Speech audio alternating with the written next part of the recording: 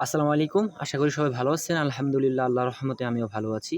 তো আপনারা অবশ্য গত ভিডিওতে দেখেছেন যে আমি বলেছিলাম যে ধান ক্ষেতের উপরে আরকি মাচায় সবজি চাষ করব।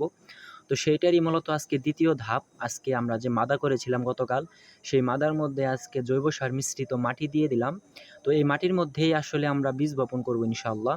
তো আমরা যে বীজটি দিয়ে দিব সেটা হচ্ছে মালিক সিড কোম্পানির হচ্ছে ব্ল্যাক স্টোন মিষ্টি কুমড়ার বীজ, যেটা অতি ফলনশীল ইনশাআল্লাহ। তো সেই বীজটা আমরা আজকে এখানে বপন করে দিলাম ইনশাআল্লাহ। তো আমি নিয়মিত আপডেট আপনাদের সাথে শেয়ার করব। সে কারণে অবশ্যই আমার পেজটি এবং চ্যানেলটি সাবস্ক্রাইব করে পাশে থাকবেন। ধন্যবাদ।